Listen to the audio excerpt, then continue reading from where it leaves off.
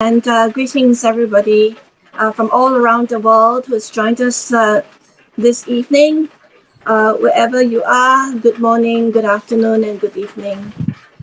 It's a great honor for all of us to gather here on this mid term of the Vassa to have Luang Por Jayasaro to grace us with a Dhamma Talk as well as a Q&A exchange. So we'd like to first and foremost put our hearts together and pay respects to Luang Por as we welcome him by chanting Araham. Araham Sama Sambuddho Bhagava Buddhang Bhagavantang Abhivademi Swakato Bhagavata Dhammang Namasami Supatipano Bhagavato Sarvaka Sangho Sangham Namami.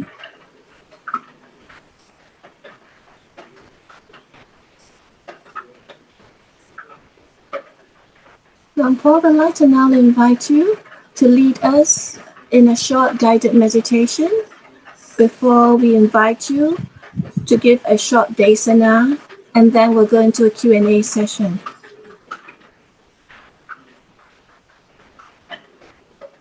So please sit in the most appropriate posture. The practice of meditation is considerably helped or hindered by our surroundings.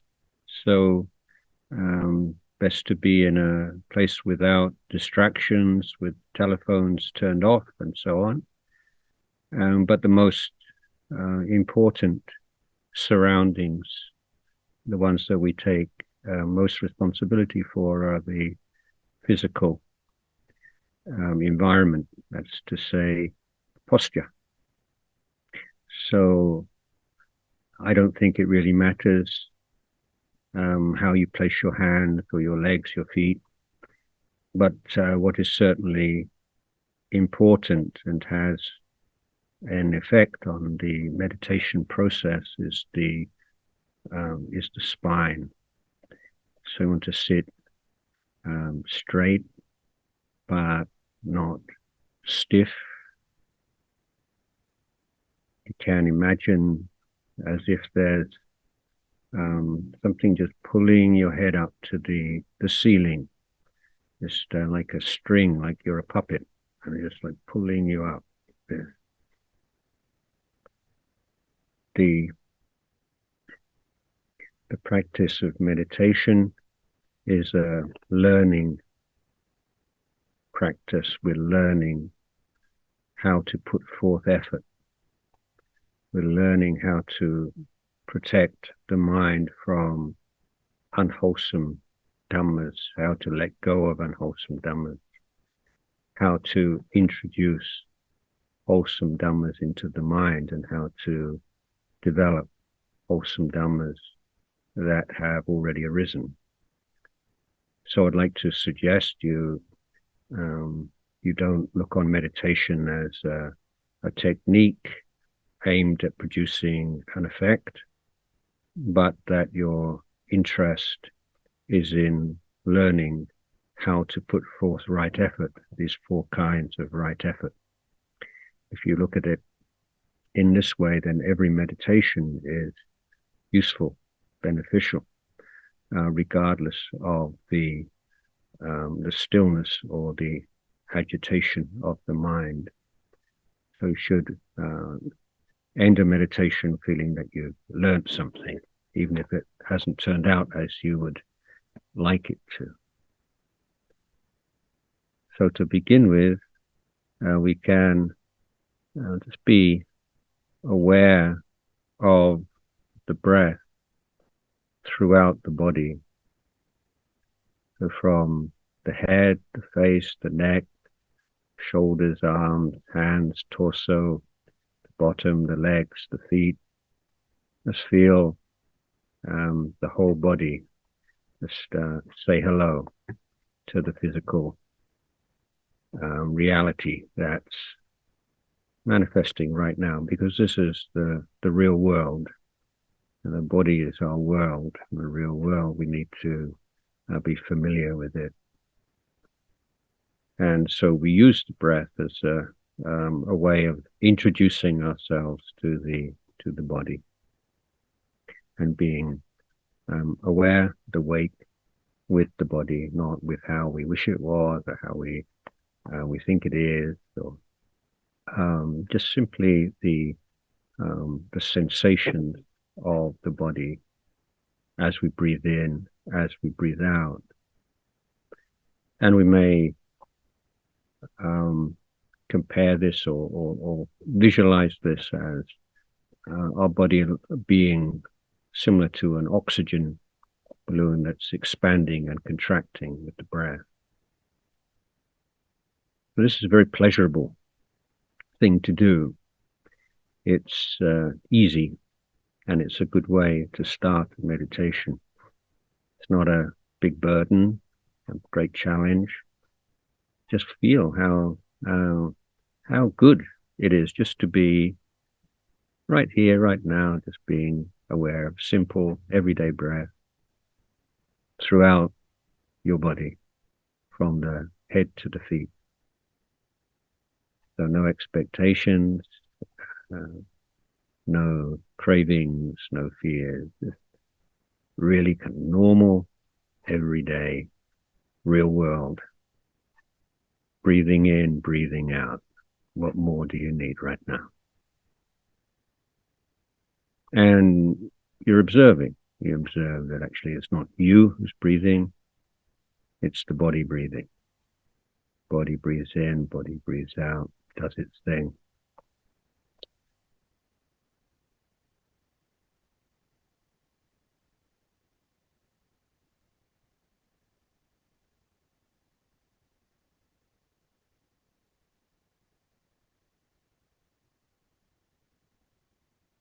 Yeah, it's not very complicated, is it? It's really, really simple. And don't look down on the simple. Simple is good. Breathing in, breathing out. Breathing in, you know you're breathing in. Breathing out, you know you're breathing out. Don't need a degree. Don't need to study BuddhaDhamma. Breathe in, breathe out. That's it. But be awake. Be aware.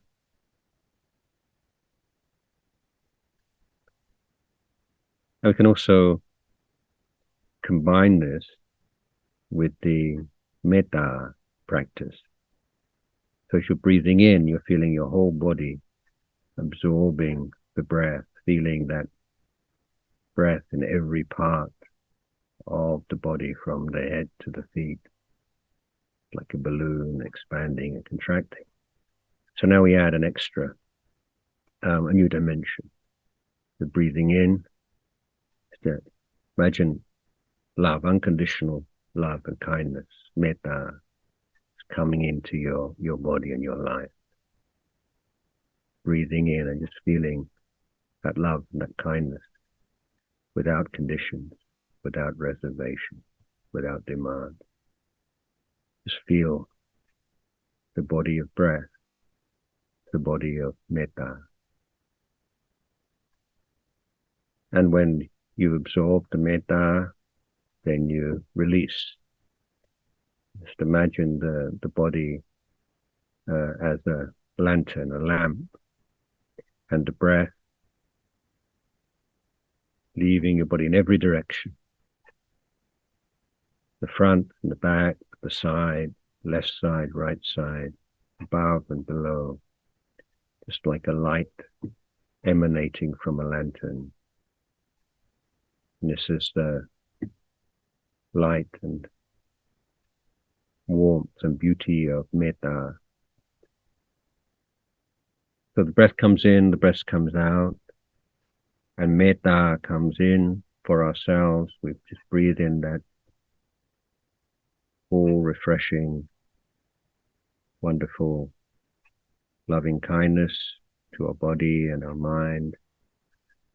We don't have to be anybody special. Just be a human being who breathes in and breathes out. That's enough. Breathe in the metta and then spread that metta in every direction, like you're a lamp, illuminating every direction. In front, behind, to the left, to the right, in every direction.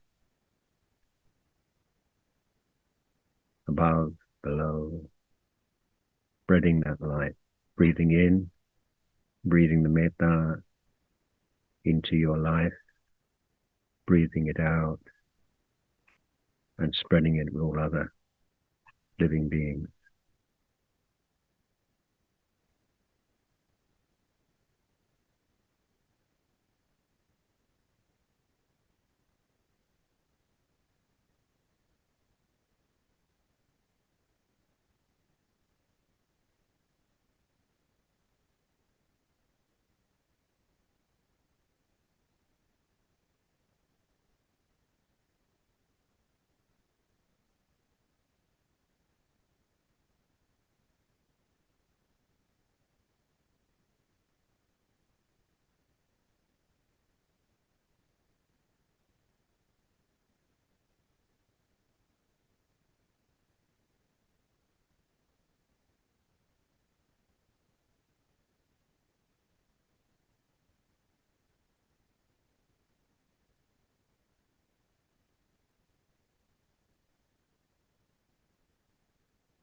Now let's focus our attention on the breath at a particular point in the body. Most meditators prefer an area somewhere on the tip of the nose or between the tip of the nose and the upper lip, but can also be in the chest area or in the abdomen. Just find the spot that you can call home. It's working at home, and because it's a Gamatan, and Gamatan is the work. So we find a spot in the body that we can make our home when we start to work, and a work of awareness. Again, really simple, nothing complicated. You're breathing in, you know you're breathing in. You're breathing out, you're breathing out.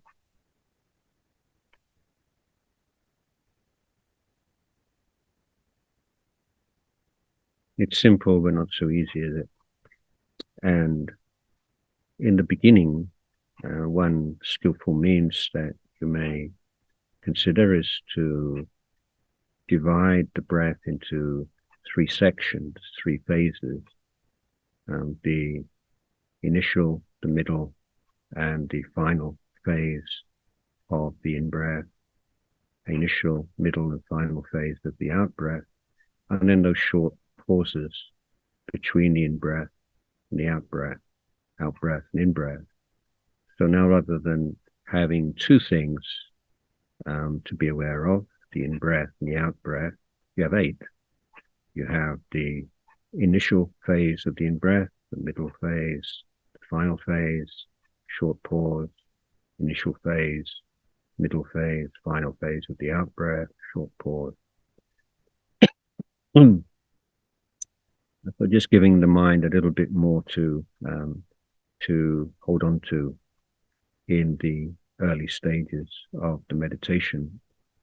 As the mindfulness gets stronger, then you can put that to one side if you wish. Another favorite way of creating this kind of relationship between the mind and the meditation object that we are aiming at is to use a word, actually a 2-syllable word that has some deep and profound meaning, like Buddha, which means awake. So we breathe in and we have the first syllable Bud in our minds and breathe out until Buddha. So this is not to sort of pacify the mind as such as to awaken the mind, because the word means awake. So sometimes with just simply with the sound of the word and a way of strengthening that link between the mind and the breath. But every now and again we can just recollect the meaning of the word. So this means awake. Am I awake to the in-breath? Am I awake to the out-breath? Because this is what meditation is all about, isn't it? It's not gaining some particular elevated state of mind, but it's developing the ability to be awake and aware moment by moment, being ready to learn from our experience, the body and mind, and start to learn about the three characteristics. But we have to be awake, and we have to be in the classroom of the present moment over a sufficient period of time.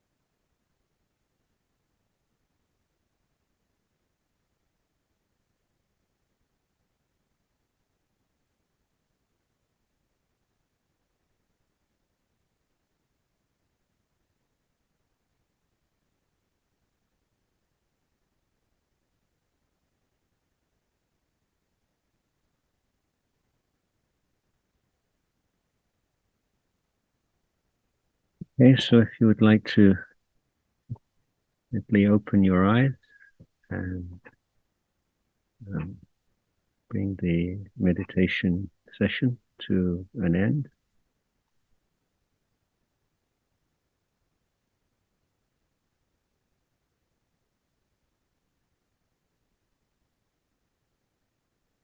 And what's next? Oh, a short talk. Good evening, Luang Por.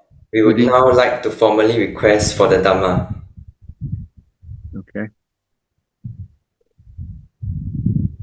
Brahmajaloka Dipati Sahampati Patanjaliyan Diwarangaya Chata Santi Tasatha Parajaka Jatika Ese Tu Dhammang Anukampi Mampaja.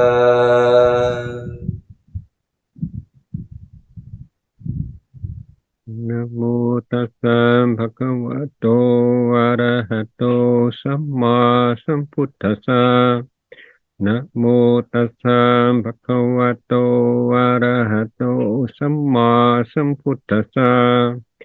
Namo tassa bhagavato arahato samma sambuddhassa. Buddhang dhammang sanghang Anutarang upacayang namasami.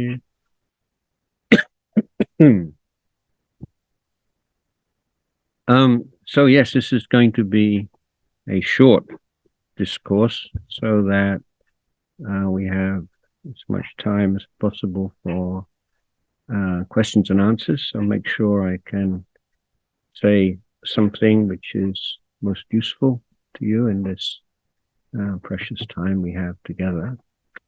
And my mind is drawn to the blessing that you must be very familiar with from any ceremony and Anumodana chant. Ayuk wano sukhang palang. And so long life and beauty and strength, happiness and strength. So those are the normal translations of those words. But they also have a more profound meaning. So Ayu, sort of may wish you long life. I always find this some reservations about wishing people long life, because really you're wishing people may you be an old person for a long time, which is not such a great thing, really. Anyway, it is very popular, so I'll carry on doing it.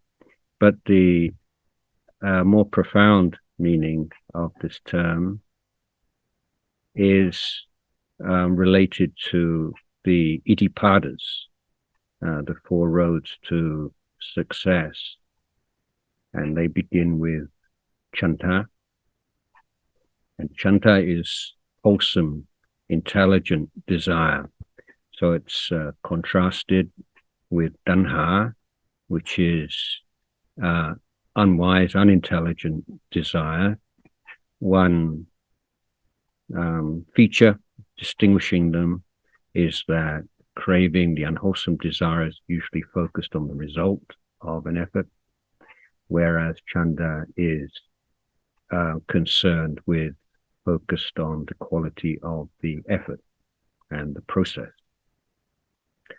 And so using Yoniso Manasikara, learning ways to reflect on the BuddhaDhamma Sangha or particular teachings that you find inspiring, giving rise to Chanta.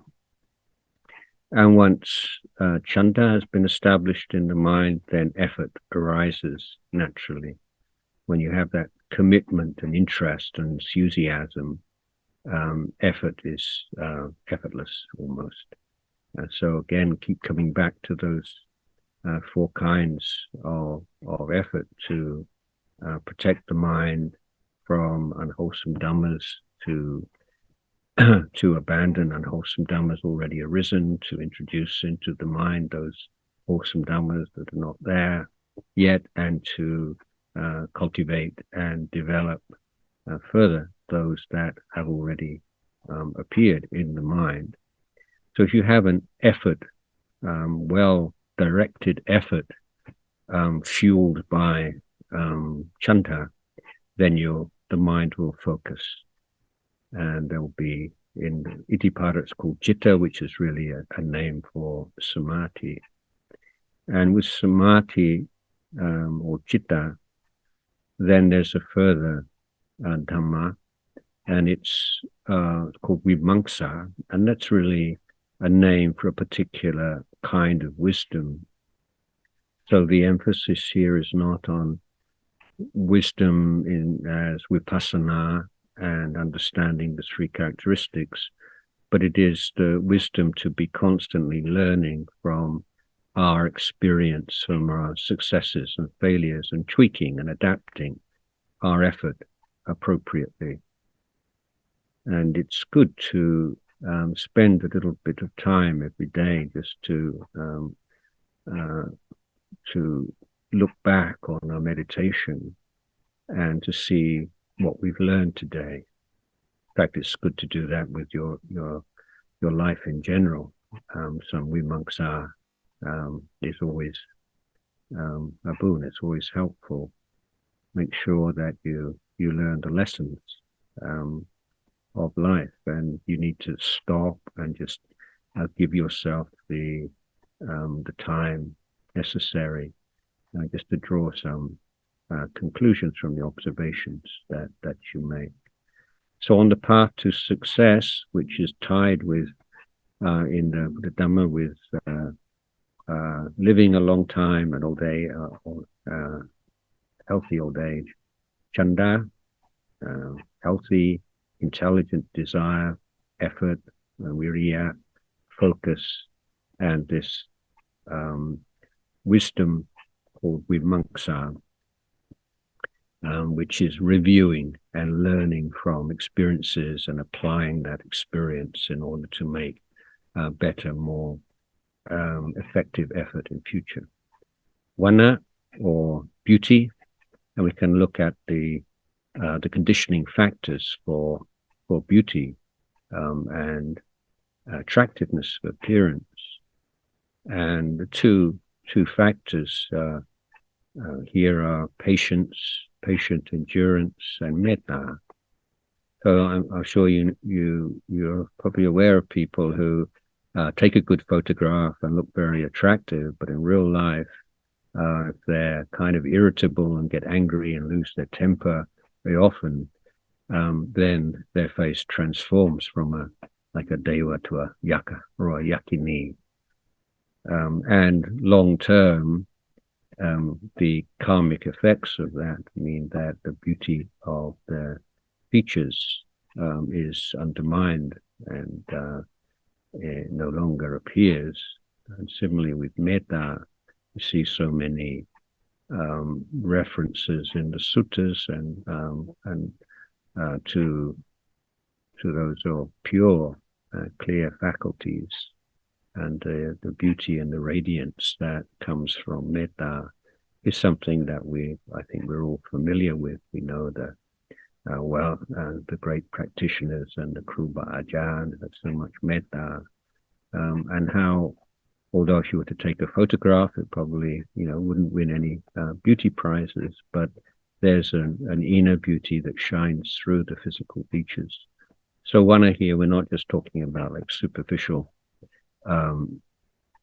attractiveness of the body, but that inner beauty that radiates through the power of patience, enduring patience, and metta. Sukha. So happiness, sukha, that's a really big topic, isn't it? And so we can look at sukha from beginning from pleasure through the eyes, ears, nose, tongue, body, and going all the way up to nibbana, paramang sukhang. But here as a blessing we can choose to focus on what we call Niramissa Sukha. So the stimulation of the senses through eyes, ears, nose, tongue, body, and mind gives amissa sukha. So amissa means like a stimulus, an external stimulus, some material cause or condition. But Niramissa Sukha is the sukha that arises through cultivation of the mind, through development of samadhi. And this is one of the most wonderful and life-changing events that can happen in one, not just in this life, but in one's wandering through samsara, realizing that sukha is not something you get through some kind of stimulus and enjoyment of some sensual delight, but it is the natural expression of the mind which is freed with its obsession with form, sounds, odors, and so on. The natural expression of the mind which is free of the five hindrances. So this is Niramissa Sukha. And apart from giving the mind was wonderful coolness and happiness, it also anesthetizing,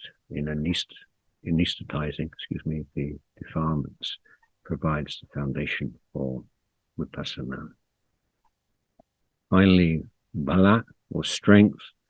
Here we look at the five balas, or the five indriyas or balas: sattha, virya, sati, samadhi, panya. So we start off again. Here it's sattha rather than chanta. So these are rather closely related dhammas. We have that strong faith and confidence in the Buddha's wisdom, in the Dhamma, in the Arya Sangha, and most importantly, that confidence and faith and trust in our own ability to study the Dhamma and realize the Dhamma. Then again, that leads to inevitably to effort. And the link is so strong and so fundamental that we can use effort as a gauge, a measure of faith. If someone says they have great faith in the BuddhaDhamma, but they're not putting any effort into abandoning defilement and developing kusala dhammas, then we say, well, that's not really what the Buddha considered to be faith. As faith is, you can do something and you should do it. So if you believe that you should do something and you can do it, then why aren't you doing it? So effort is the proof of the pudding. If you have a strong established faith in BuddhaDhamma, then that will manifest in your daily life and how you spend your time, how you live your life. When you have virya based on sattha, mindfulness will manifest. And when mindfulness is recollecting what needs to be recollected at any moment and not forgetting what shouldn't be forgotten, and being awake and aware to the body and the mind and and one's duties and responsibilities, and aware of what's wholesome, what's unwholesome. So here sati is including without using the phrase as such as sampajanya. So sati here means sati sampajanya, but often the Buddha just used the word sati without mentioning sampajanya as such, but it's implied. And when sati is is strongly established and becomes continuous, it's not lost, we don't wander off. Mindfulness becomes samadhi. The samadhi is the uninterrupted flow of sati. And when sati, mindfulness, is established without interruption over a certain period of time, then the mind becomes very strong and resolute and immovable, and at the same time very soft and gentle, and great deep feeling of well-being, right? So this is samadhi. And so when we have sattha and virya based on sattha, and sati based on sattha and virya, and samadhi based on sattha, virya, and sati, it's samadhi. And then that forms the basis of wisdom and panya, and the ability to clearly see the three characteristics which are always there. They're always teaching us, always revealing themselves to us, but we're not usually able to learn the lesson. So we have to develop these strengths of mind, because our minds are generally quite weak and easily distracted. So this is the blessing for you today. Ayu, Mr. 4 Idipadas of Chanda and Virya and Chitta and Vimamsa, Vana of Kanti and Metta and Sukha, Niramisa Sukha, and Pala of Sattha, Virya, Sati, Samadhi, Panya. So may you all grow and thrive and find the perfection of all these wonderful qualities. อันตมยามโอวดกถาสาธุกรังคตามาเสสาธุสาธุสาธุอนุโมทามิ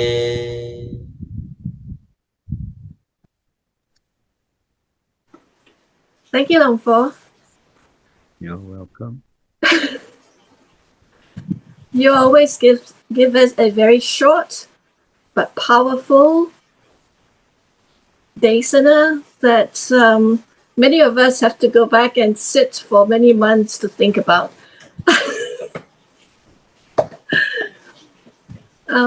Well, we're thankful that Luang Por has offered us a very long Q&A session.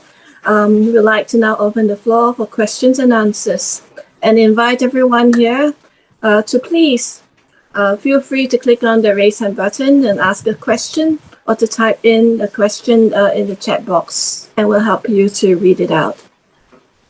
You can refer to any questions of your practice, or even the twice weekly from heart and hand yellow short notes that Luang Por has been generously sharing with us for many, many years. Okay. It's a very rare occasion to have Luang Por Jayasaro here teaching in English.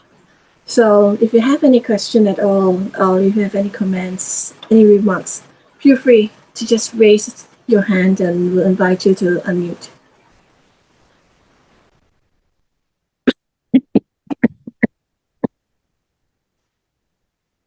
Okay, so Luang Por, there's a question from Henry.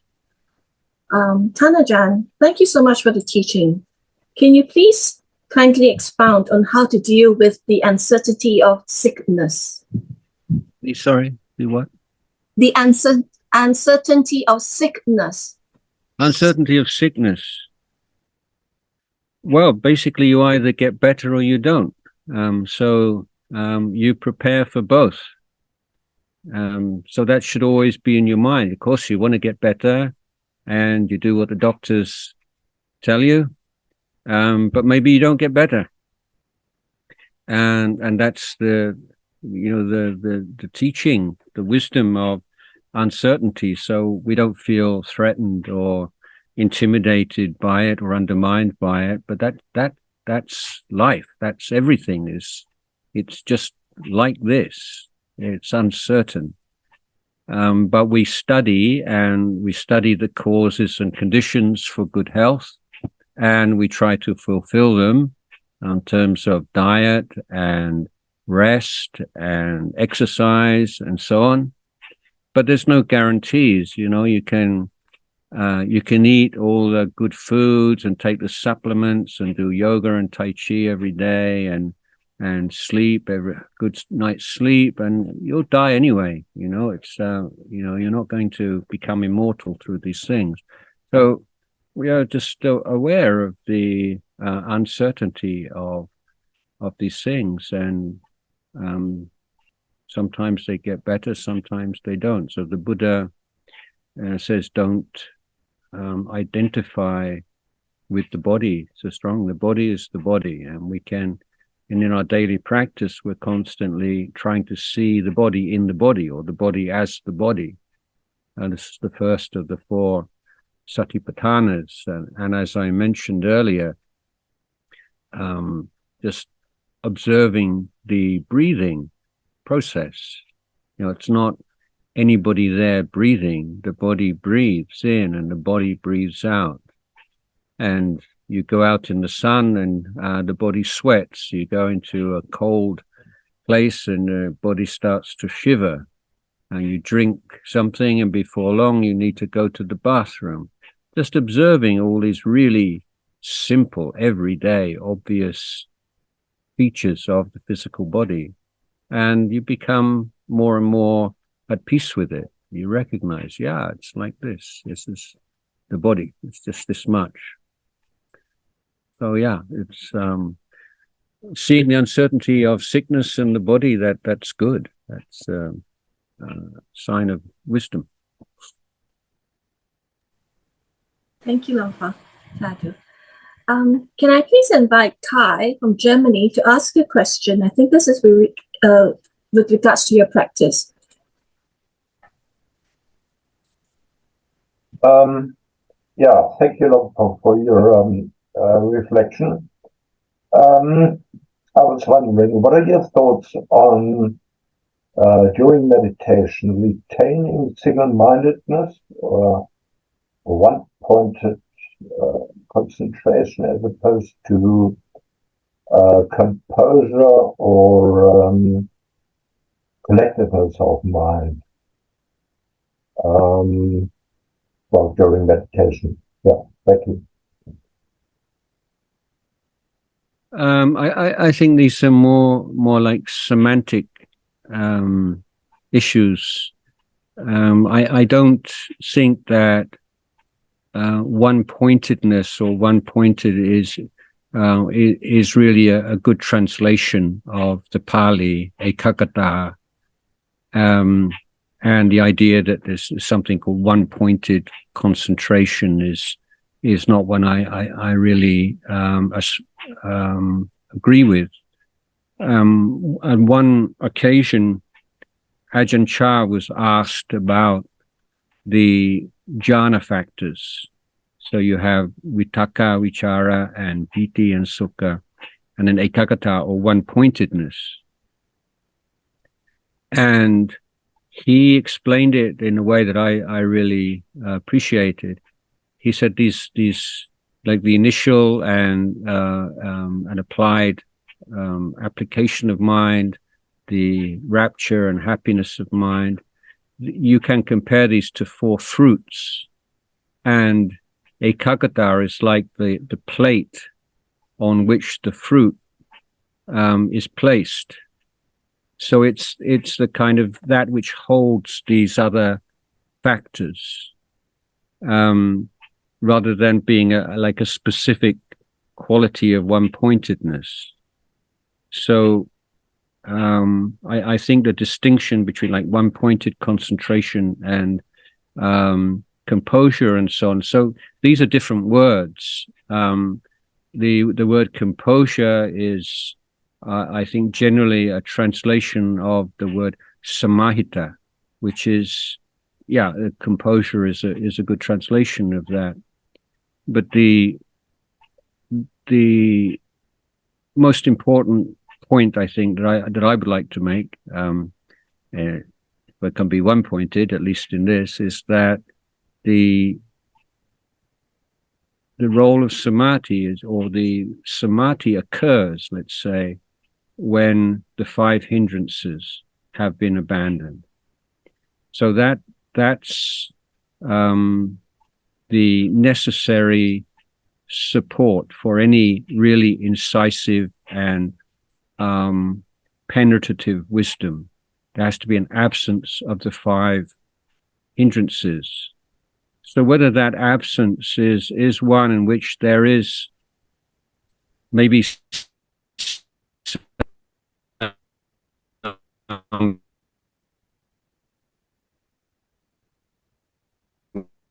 background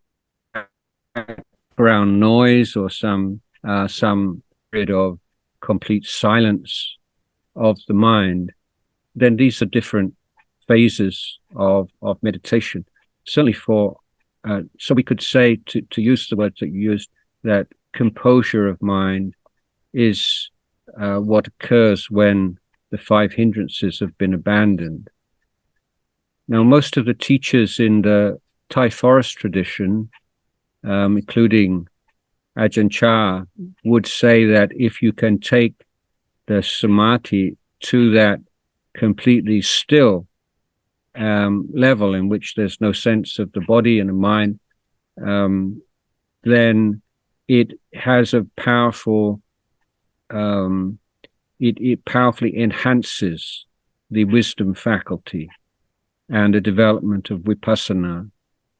But if that is not possible to achieve, then vipassana can also be effectively practiced with that state of composure of mind.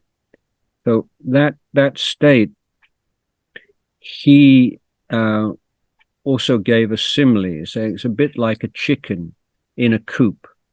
So the chicken can walk around, but it can't get out of the cage. It's in the cage. So it's not really meaningful, that movement of mind, because the main thing is its movement is circumscribed by the cage. So and he said that's sufficient for development of wisdom. So I would say, if you can develop what, in your terms, what you call one-pointedness of mind, although I don't agree with the term so much, that's a good thing to do. But if you can't realize that, it's not a disaster. It's still possible to develop vipassana with that composure of mind. Thank you. Thank you, Luang Por. Can I please invite Rasana from the UK? Rasana, can you unmute yourself and ask a question? First of all, Vandana Bhante. Yes, hello. It's been a pleasure to see you like this live, because we my husband and me, we used to listen to your talk a lot on YouTube. And you did come to UK, but we missed that. We couldn't meet. That was sad. But my question, Bhante, is that, when we meditate, obviously, it was when we meditate, I used to feel that I really feel very calm, and especially when I listen to the Dhamma Talk, and I think that whatever is that I'm practicing well, kind of. And I used to feel very good. But when you get up from the meditation and you start, day-to-day life, then sometimes you lose that state of mind. So it's very difficult to continue, that positivity when you're meditating. So I don't know how to practice continuing like that as a lay person, Yeah. Well, I really think it's useful to consider our whole practice in terms of the right effort, and the practice of meditation is, as far as I know, the only human activity which is specifically designed for human beings to develop those 4 right efforts. So when you start to meditate, then you're trying to create a relationship with your meditation object, let's say your breath, in such a way that the unarisen defilements don't come into your mind. But of course, it's not so easy, and then sometimes they do. And so then you have the opportunity to develop the second kind of effort, which is learning how to recognize and let go of those hindrances. And then you're developing, introducing into the mind all these good qualities of mindfulness and clear comprehension and patience and contentment and so on, and learning how to, during the meditation, to take care of them and to bring them to maturity. So if we look at meditation in terms of effort and putting forth the right effort, then I think the gap between what you're doing when you're sitting with your eyes closed and what you're doing the rest of the day is much less, because you can see, well, in any situation, whether you're at home or at work or alone or with others, then you can always be putting forth one of these kinds of effort. So you can say, what kind of effort do I need to right now? Well, I can develop this quality. I'm driving my car and I can develop metta for all the people on the street. Or I'm going into a meeting and I can protect my mind not to get irritated with people who don't keep to the topic or are selfish and self-indulgent. So we can always see that there's some challenge with those of one of those 4 kinds of effort that we can put in. But of course, if you are creating conditions to support the practice in terms of a quiet environment, nobody disturbing you, and you're really determined to then you're going to realize some calm. But that's not the goal. I mean, it's a really important thing to have in your life for sure.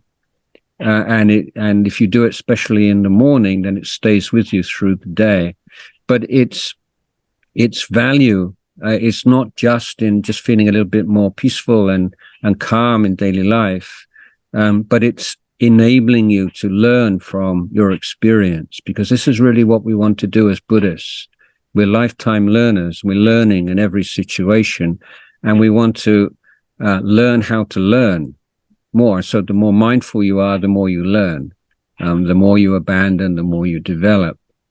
So, daily life is not meditation, of course, because the meditation process is set up to optimize all the supporting conditions and to minimize all the obstructive conditions.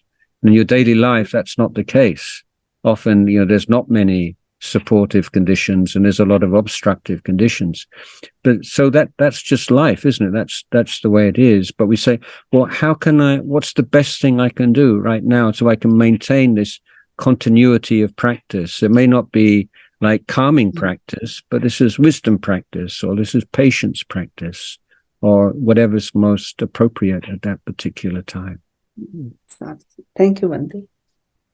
I will be going to England for Luang Por Jayasara's 90th birthday next May. Year.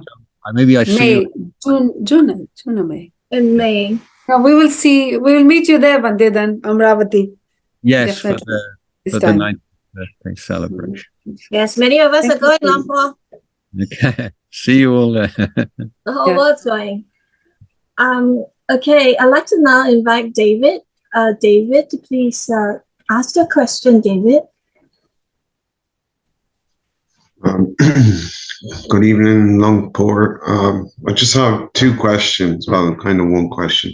Transensual meditation. Can you explain a bit about that using a mantra? And also jhanas as well. Can you explain about how to get into the jhanas state of mind? Well, we're starting off with all kinds of hindrances in our mind. Okay, so generally speaking, people have a lot of confused thoughts and anxieties and fears and agitation and desires and anxiety and aversions and so on and so forth. And all these things cloud the mind, sully the mind, and bring us suffering. So the first stage of meditation is to transcend those negative mental states, to find a way beyond those negative mental states. And the first strategy we use is to take a simple object. So it can be like the breath, or it can be a mantra, like as in transcendental meditation, or so many different techniques, but they're all aimed at introducing into the mind a basic kind of discipline. And they allow you to look at what's going on in your head in a different way. So for someone who doesn't meditate, it's all me. Oh, today I'm happy, today I'm unhappy, today I'm depressed, or I'm a bit anxious, or I'm this and I'm that, so it's all just different modes of me. But when you take a meditation object like the breath or a mantra, then now you begin to see all these different mental states as things that just draw you away from the task that you've given yourself. And you begin to see that anxious thoughts are just thoughts that arise and pass away, and fearful thoughts and greedy thoughts and so on. So it's a real revolution in the way that you look at your mind. You're not identifying with every mental state that arises and going up and going down according to the mental state, but you have an anchor for the mind, and keep returning to that stable anchor. You have a new perspective on everything else. So, we don't know what peace is and jhana is, but we know what it isn't. And so the first stage is to recognize and to learn skillful means of abandoning your interest and obsession with everything which is not peaceful. Okay. So the goal is to be awake and aware, moment by moment.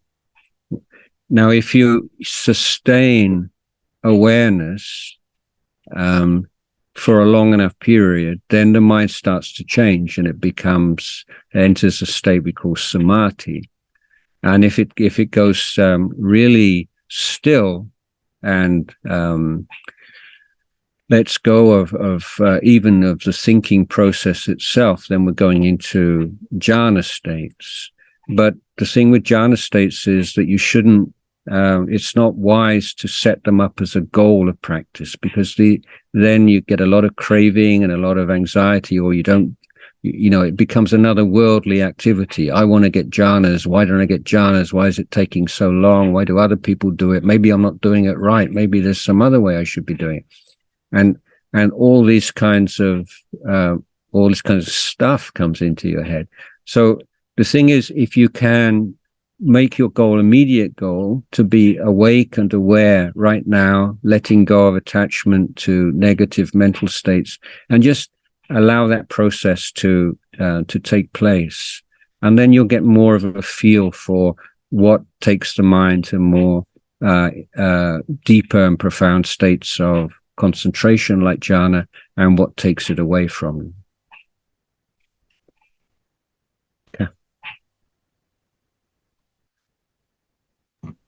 Okay. Thank you. Thank you, Luang Por. Next question is a typewritten question. It's from Jessica Tay. And it's written like this, Luang Por. Hi, Luang Por. I'm Jess. Thank you for your teaching. I want to ask how to support one's parents when we are living abroad. How to support one's parents? Yes. Well, of course, if you, I mean, most people in Thailand and in countries in Southeast Asia, if they go to live and work in the West, and once they're established a little bit, they send money home, and that's a really good thing to do. It's not, the only or the main thing, but it's a really good practice, and a sort of a material expression of your love and gratitude. But what I counsel the Western monks in Thailand is basically your parents. I think there are two things that they want from you. One is to know that you're okay and you're healthy and happy, and number two is that you haven't forgotten them. So that's your goal. Make sure that they know that you're in good health and happy, and two, that you think of them and you don't forget them. So this is especially true for monastics, that parents can feel abandoned, or that you've rejected their values and therefore rejected them. And so it's really important to let them know that they're in your thoughts, and you think of them, and share the merit. If they are Buddhists and they understand the concept of sharing of merits and sharing of goodness, then explain that to them. We're living in a world now which is very different from when I first came to Thailand, when all we had was these aerograms. I don't know if any of you remember those, really like thin, like onion paper aerograms, and every now and again lay people would bring these to the monastery, and we would write an aerogram home. And then once a year at Wat Nanachat, they would rent one of these trucks, and we would all go into the local post office in the town. We would all have a Christmas Day phone call home. It's like a big treat. But these days, of course, it's a very different world, and there are messaging apps and FaceTime and Zoom and all these kinds of things. So it's a lot easier to keep in touch. So I think it's just just being willing to spend some time and keep in touch, basically. And that's a way of caring for parents. It's just letting them know that you're thinking of them. And of course, there may be more specific things that might come up that might need your attention. But yeah, it's not always possible when you're living, even if you're not living in a different country, even if you're living in a different city and you have your own family and you have work commitments and so on. It's not like the old days in extended families where everybody's living in the same compound, and that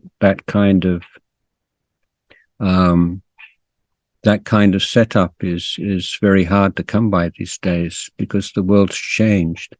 But you do what you can. That's the if you love your parents and you appreciate what they've done for you, then that's it. Then the thoughts of what to do will pop up in your mind, really, because it's just natural to do that.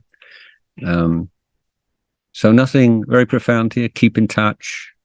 If you're in a position to send some money or some gifts, some material assistance, do that. When I like with my mum, sometimes people would I would tell them my mum likes this, like that, and so they like order stuff online and send it to my mum, so like a gift from me on a special day.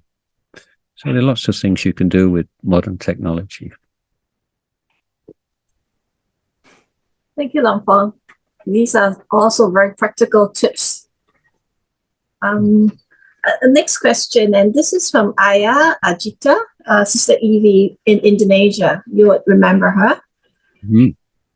Her question is, Dear Ajahn Jayasaro, What is the difference between 5 Indriyas and 5 Balas when they contain the same things?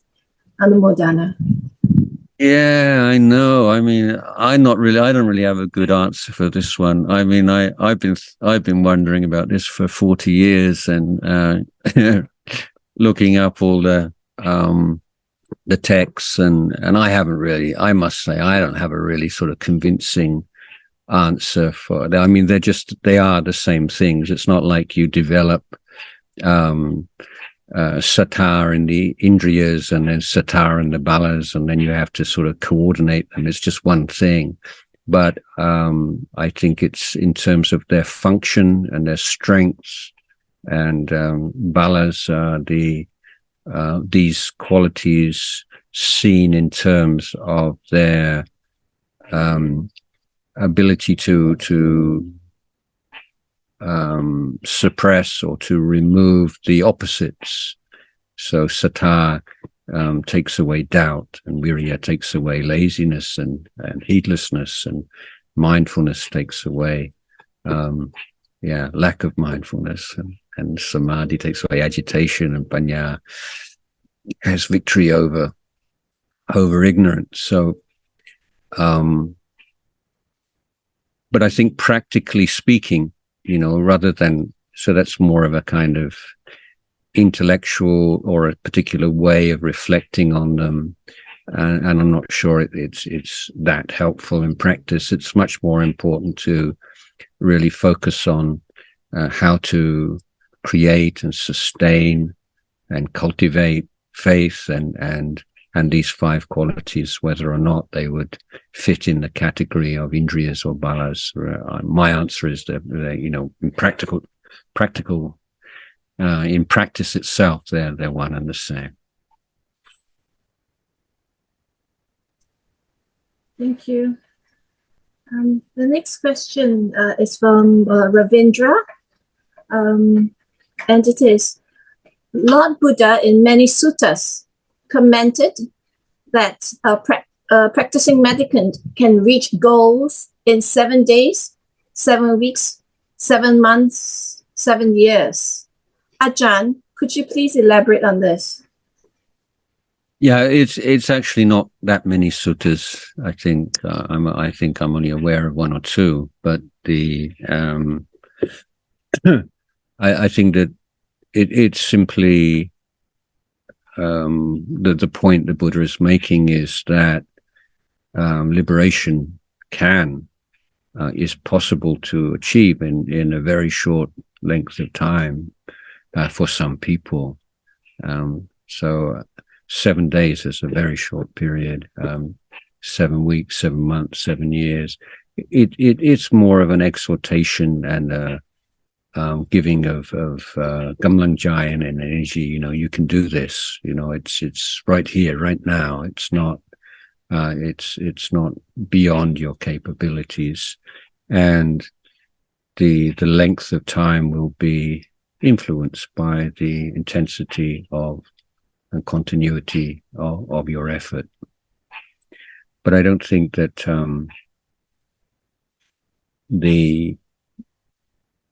that this should be taken, just like go without sleep and just sit and walk day and night for 7 days. And the Buddha says that you'll realize, because there are so many other factors that come into play here. But it is a call to abandon all which is unnecessary and trivial and distracting, and the more focused and committed you are to the Dhamma, then the better it will be.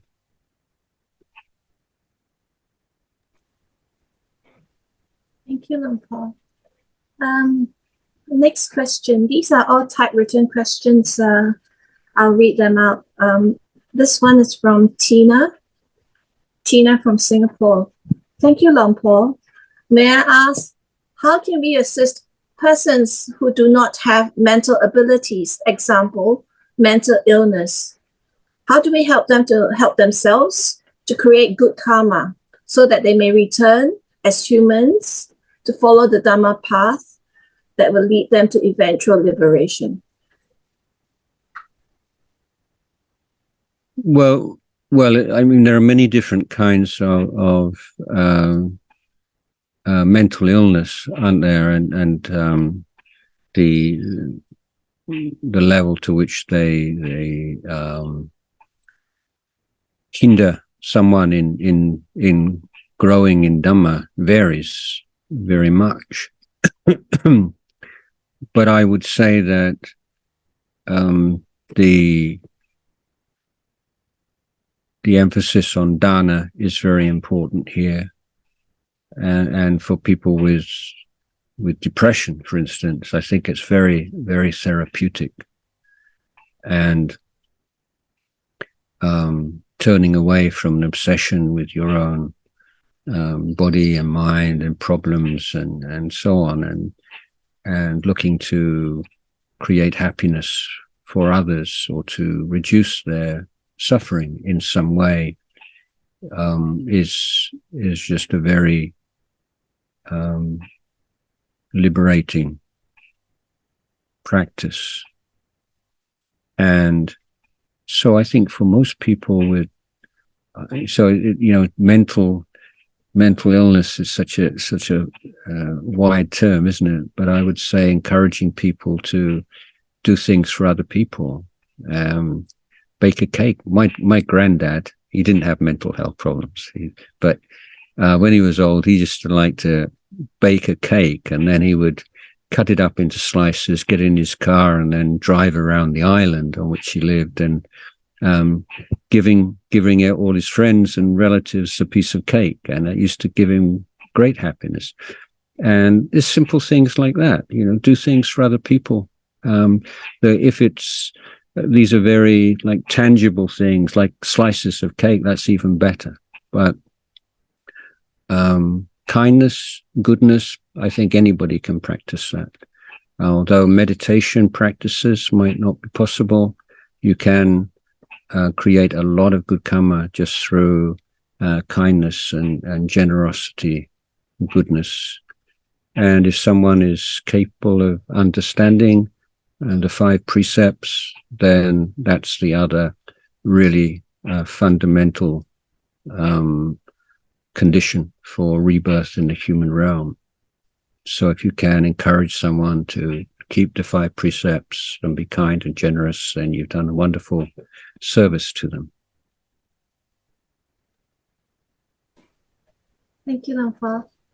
You spoke about kindness. I think the next question is from Rini, and she asks, could you please guide us on how to deal or cope with the thought of not wanting to be when one is stuck in a particular stage in life?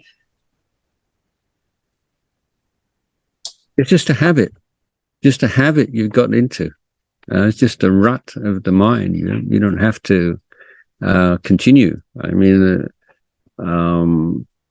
when something happens which is not pleasant, then you develop this habit, and then immediately, and it just automatically triggers this: I don't want this, I don't need this in my life, and why?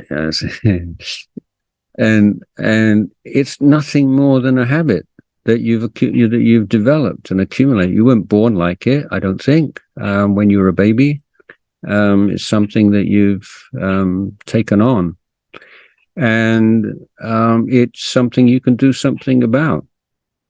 So so mindfulness obviously is the key quality here. It's just being sharp enough and present enough that when that overlay of aversion and not wanting this comes up, that you don't follow it, you don't repress it, you don't follow it, you just recognize it as just kind of like an itch of the mind, or just a conditioned reflex. And so just be there with it. Just breathe in, breathe. It's like this. Yeah, it's like this. and it doesn't last. It's just like this.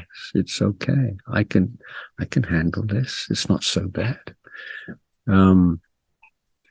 Even physical pain and chronic pain, it responds to this kind of practice of allowing it to be there, not saying it shouldn't be like that. Why shouldn't it be like that? If all the causes and conditions for it to be like that are there, then it will be like that. But you don't have to add on, this extra stuff, that just toxic overlay. It's just, this isn't very nice. Yeah. But yeah, it changes. It's like this right now. Who knows? It's not sure. But doing this is your practice. Just do it again, again, again. It gets easier and easier and easier. It gets really hard to begin with, and you'll be discouraged. But you keep at it, and then you realize, oh yeah, that happened. That somebody did this, somebody said that, or it's same old, but the mind is not same old anymore. It's kind of light with it. It's not weighed down by things in the same way. And this is not magic or sort of mystic. It's just really doing the work, just being willing to do that work of awareness.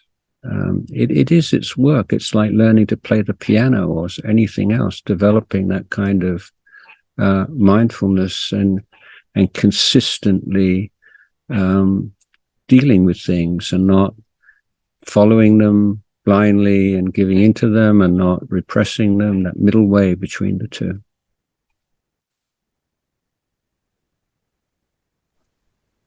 Thank you. The next question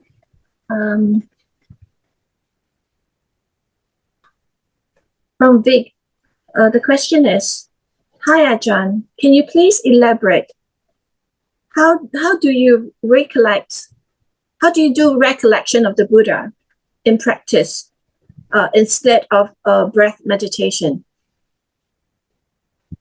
Well, of course, the most simple way is, the mantra Buddho, which you can use together with the breath or independently of the breath.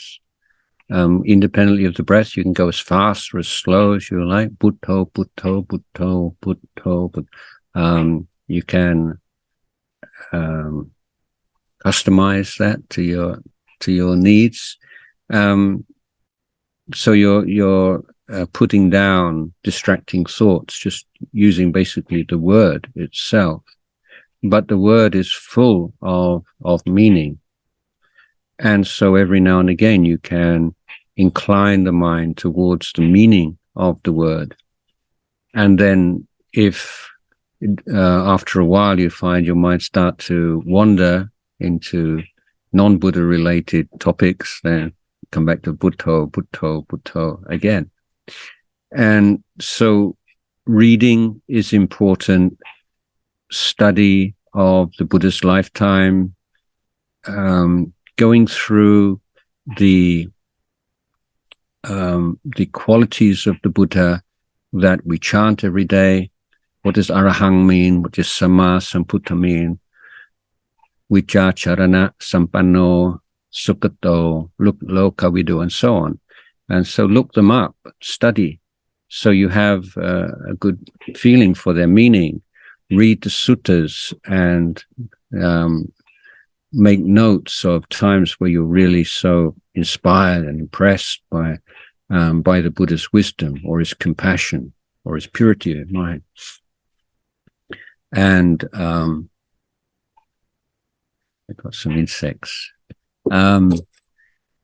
And so these are there in your mind, and so when you turn your mind to the Buddha and the meaning of the Buddha, then these words come up, and the joy and the that sense of deep well-being that comes from reflecting on the Buddha can lead the mind out beyond the 5 hindrances and form the foundation for wisdom development or vipassana.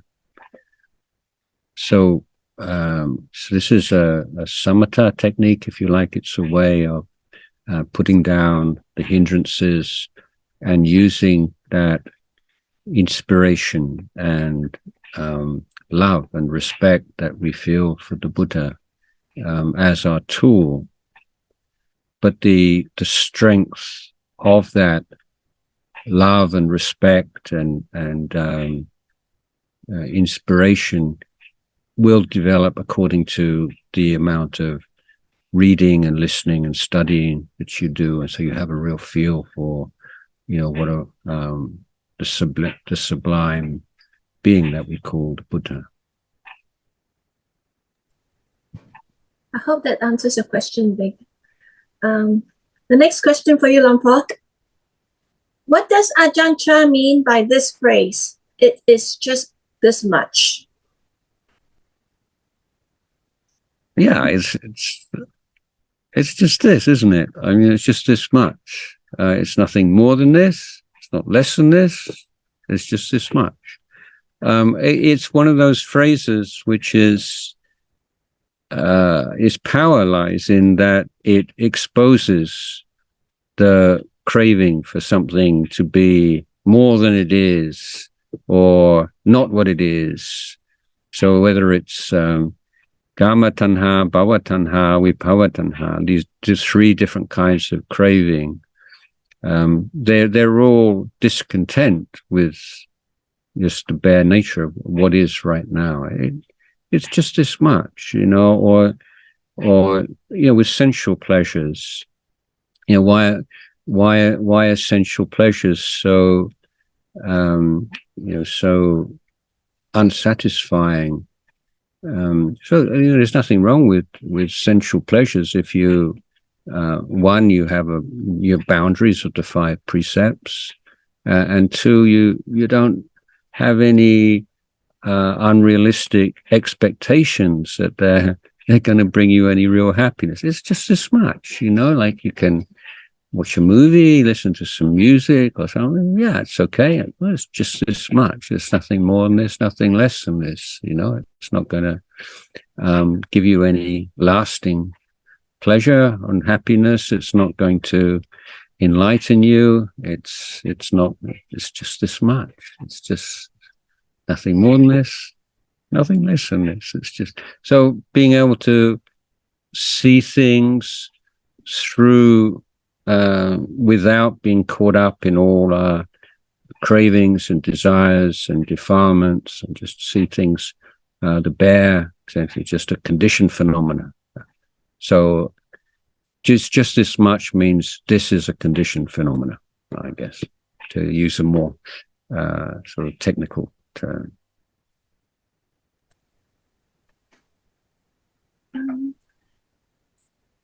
I'd like to now call upon Philippa from the UK. Philippa, could you unmute yourself? You said your question is answered partially. You may ask your question now. Yes. So the first part was slightly answered, which is naming wholesome and unwholesome qualities. Because sometimes when I am sitting, I try to bring them to mind, but it's hard because there are some that can be used. Sometimes it feels vague. So if you could help with that. I think to begin with, it's good just to have a list of the wholesome and unwholesome qualities as like a checklist. Yeah, definitely. That's a really good way to start. And one of the really good ones is what they call the upakilesa, the 16 upakilesa that you can find. And so you become more sensitive to them when you have like a checklist, but not something that you've created yourself, but something the Buddha gave us. He said, this is a good checklist for unwholesome dhammas, like the 3 kinds of craving or the 16 upakilesa. And that makes us more sensitive to them, because without it, maybe we can't pick them out so easily. And then with wholesome dhammas as well. But also we can relate it to the the meaning of kusala is that kusala is that which takes us closer to nibbana, and akusala is what takes us away from nibbana. So, like, generally, if we just say good and bad, okay, kusala, akusala. So, how do we decide something is good? Well, in any context, you have to relate that to what's the best thing. So the good thing is something that takes you closer towards the best thing, and the bad is what takes you towards the worst thing. So what's nibbana? That's the best thing in Buddhism, but it's just impossible to articulate this because it's beyond language. How can we use language to talk about something that's beyond language? But what we can do is we can look at people who've realized nibbana, and we say, what qualities do we see in them? And so we see a complete absence of all greed, complete absence of all aversion and hatred, complete absence of delusion. And that's the sort of what's not there. But the positive qualities are wisdom and compassion and purity. So we can say that the kusala is something which leads us away from greed, away from hatred, away from delusion. It strengthens our wisdom, strengthens our compassion, and strengthens our purity and inner freedom of mind. So that's like the big picture, okay? And akusala is the opposite. It increases greed, increases hatred, increases delusion, reduces wisdom, reduces compassion, reduces purity. But in a meditation period, then having those lists is a really practical guide. It's better. Then the second part. Okay. Sorry. No, go ahead. No. Yes. The second part, I think you already answered, but it is deal with overwhelming aversion. So even though mind is saying, okay, you can just leave it, you can just leave or pay attention to breath, there is this, it's this this tendency, this force of habit that is quite strong to just run away from it, either to fight it or to run away from it, like numb it.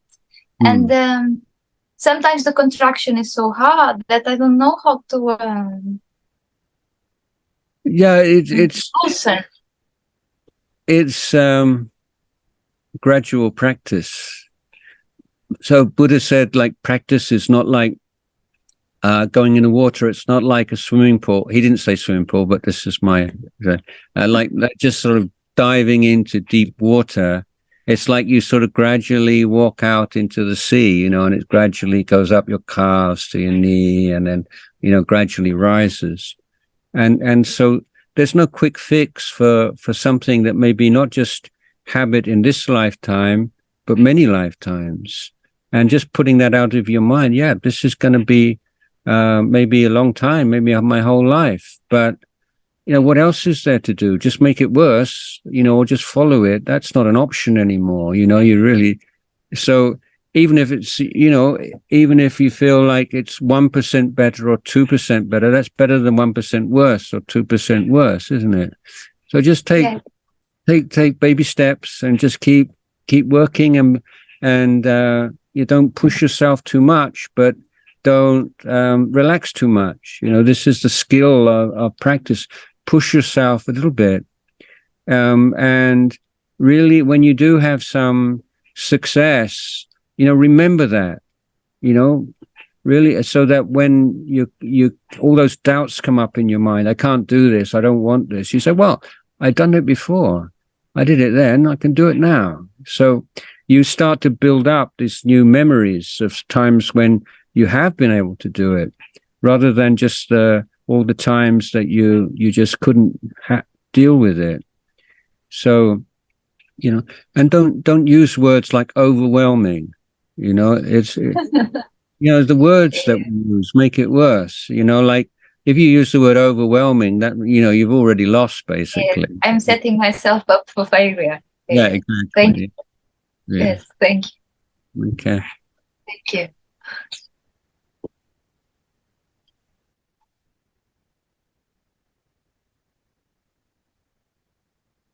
I'm going to have to go soon. I think they're going to turn off the lights in the cave. I'm just joking that, but I do have to go shortly. Maybe one or two more questions a day.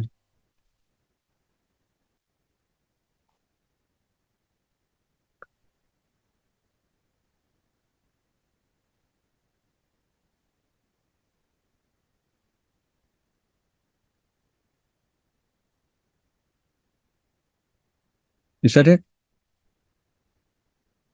I have no sound. Sorry. Let me read it again. The question is, do we? Sorry, just gotta find it again. Okay. Do we get rid of our 5 hindrances, then practice 7 factors of enlightenment, or do we do them simultaneously? Sorry, one by one, the Bojjhangas, one by one or simultaneously? That's right. Yeah, they are the 7 constituents of the mind which can see the Dhamma. So I think you can see them either way, in that we say that mindfulness is fundamental to any real investigation of Dhamma, because without mindfulness, then you can't keep your mind on what you're contemplating. So mindfulness creates the cause and conditions for Dhamma Vijaya, and that also lead to virya, an effort. So you see, a lot of these things, if you're too it's kind of logical, then it can bring up a lot of doubts. Like, so in the Bojjhangas, you have mindfulness leading to Dhamma Vijaya and virya. But in the talk I gave, virya leads to mindfulness. You see, so it's not just like a step-by-step thing, that there is more like a kind of a feedback system where each is influencing and enriching the other. But there is a causal link between the Dhamma Vijaya. So when your mind is focused on the Dhamma, then it really sort of gives you a lot of energy, doesn't it? And if you put a lot of effort and a lot of energy into Dhamma practice and Dhamma study, then you feel this rapture arises. And as rapture sort of levels out, then the sukha starts to play more and more of a role. So passaddhi comes first. It's called relaxation of body and mind. So I think that in terms of investigation of Dhamma, you can look at them one by one and see how one leads to the other, but that you don't have to take it step by step and practice. And so for instance, piti can arise simply through, say, mantra meditation or Buddha or something, without any Dhamma Vijaya, but it does require sati. So I'm not sure that's a very coherent answer, but you can look at it step by step or altogether. But when they reach the maturity, then that's the level of really deep insight into Dhamma. One final question, and this is from Dylan. This is with regards to the example you gave earlier on, Luang Por. Dear Ajahn, how do you verify whether the chicken is running within the coop? let me give my own simile. Maybe that can clarify it a little. Say let's say you're in a house, in a hot country. Let's say you're in a room with air conditioning and it's very cool and pleasant, and yet you can see through the windows that it's really hot. Or you're in a cold country, maybe you're sitting by the fire, but you're aware outside of the rain and snow and so on. So it means that like there's an awareness of something different from your immediate environment, but it doesn't impinge on you. If you're in the cool room, the heat doesn't reach you. If you're in the warm room, the rain and the snow doesn't reach you. So there's something going on, but it's not interrupting you. It's not disturbing you. This is the idea. So if we take the chicken again, then if there are some sort of stray thoughts come into the mind, that it arises and it passes away. It's not completely still, but your mind doesn't take hold of that thought and make something out of it. So let's say you're meditating and your mind's calm, and then you hear a frog. Can you hear the frogs? So you hear a frog, okay, and and that's all right. I mean, it's not making any difference to me. I can still speak to you completely freely. So I'm aware of the frog, and it's not completely silent around where I'm sitting, but it's not impinging on what I'm trying to do. So this is the key point, that it's not undermining or adversely affecting the meditation. Thank you so much, Luang Por. It's been a very precious and valuable session today for many of us. It's very rare to have you in presence, and we're very thankful that you availed us this time.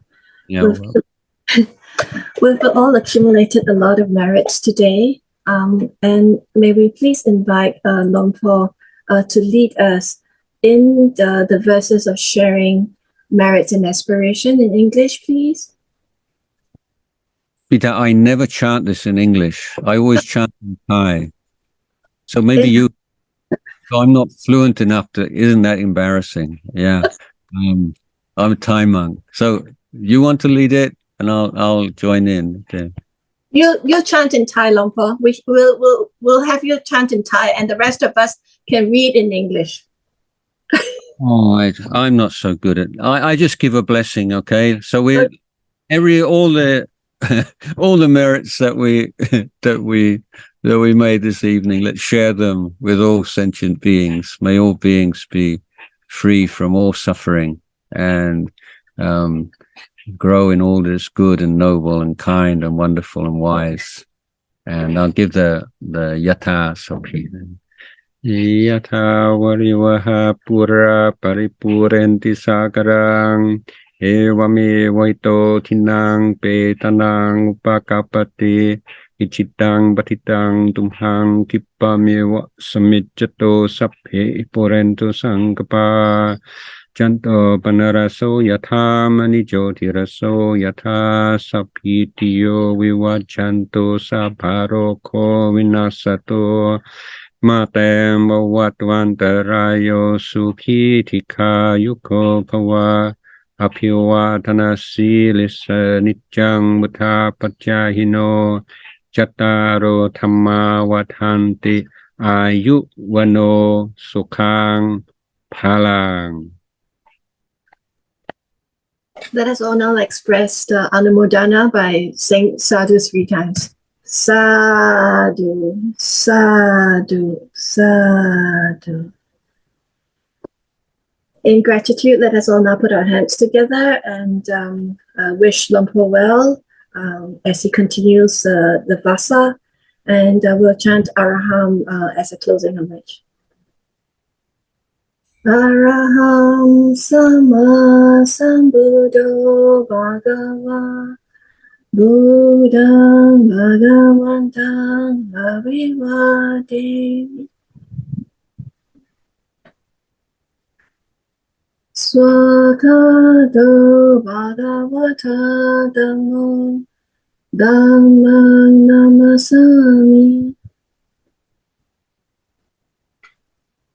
Supatipano Bhagavato Sawaka Sangho Sanghang Naman.